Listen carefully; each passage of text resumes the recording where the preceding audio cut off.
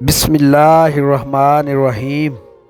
الصلاۃ والسلام علیک یا سیدی یا رسول اللہ وعلی آلک و اصحابک یا سیدی یا حبیب اللہ۔ السلام علیکم ورحمۃ اللہ وبرکاتہ۔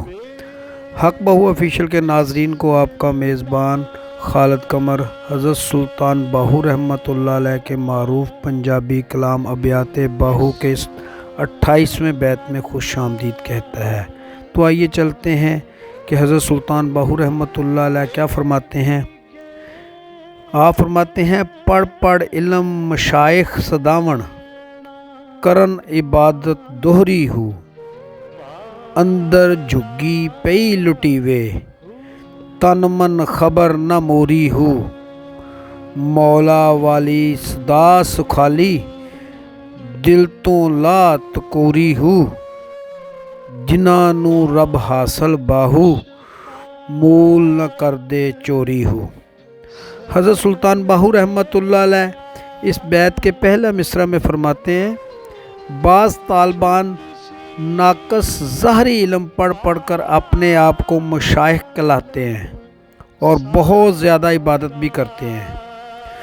دوسرے مصرع میں آپ رحمۃ اللہ علیہ فرماتے ہیں، ان کے دل کی جھونپڑی، ان کا ایمان نفس شیطان کے ہاتھوں لٹا جا رہا ہے اور ان کے جسم و جان پر لگی نقب زنی کی خبر تک نہیں۔ تیسرے مصرع میں آپ رحمۃ اللہ علیہ فرماتے ہیں، اے طالب، تو اپنے دل سے غفلت کا سیاہ جالا اتار دے اور اچھے سے سمجھ لے کہ صرف مالک والی ہی ہمیشہ شاد و آباد ہوتی ہے۔ چوتھے مصرع میں آپ رحمۃ اللہ علیہ فرماتے ہیں، اے باہو، رب تعالیٰ کی معرفت ان کو حاصل ہوتی ہے جنہوں نے اپنے دل کی اندر کی جھونپڑی کا ایمان اس چند روزہ زندگی میں اپنے آپ چوری کر کے ضائع نہ کیا ہو۔ رب کریم ارشاد فرماتا ہے، کیا حکم کرتے ہو تم لوگوں کو بھلائی کے ساتھ اور بھولے جاتے ہو جانو اپنی کو، اور تم پڑھتے ہو کتاب، کیا بس تم نہیں سمجھتے؟ حضرت سلطان باہو رحمۃ اللہ علیہ فرماتے ہیں، اپنے دل کے زنگ کو تو دور کر دے، اس پاکیزہ صاف ستھرے پختہ مقام میں رب لا یزل یقیناً آ جاتا ہے۔ آپ رحمۃ اللہ علیہ فرماتے ہیں، مجھے ان لوگوں کی حالت پر حیرانی ہوتی ہے جو ظاہر میں لوگوں کو نصیحت کرتے ہیں اور باطن میں اپنے نفس کے تابع ہیں۔ وہ لوگوں کی نظروں میں صاحب فیض ہوتے ہیں اور مرتبہ کے لحاظ سے عورت کے حیض کے اہل ہوتے ہیں۔ فرمان رسول اللہ صلی اللہ علیہ وآلہ وسلم ہے، ہر چیز کو پختہ اور صاف کرنے کا آلہ ہوتا ہے اور دل کی پختگی ذکر باری تعالیٰ سے ہے، اور یہ ذکر یقیناً مسلسل ظاہری اور باطنی ورد و ذکر اللہ سے دل کی صفائی ہوتی ہے۔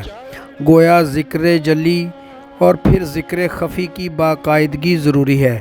فرمان رسول مقبول صلی اللہ علیہ وآلہ وسلم ہے کہ دنیا گھڑی بھر کی ہے، سو اس کو اطاعت بنا لو اور پھر اسی اطاعت میں کوتاہی نہ کرو اور چوری نہ کرنے کی عادت اپنا لو۔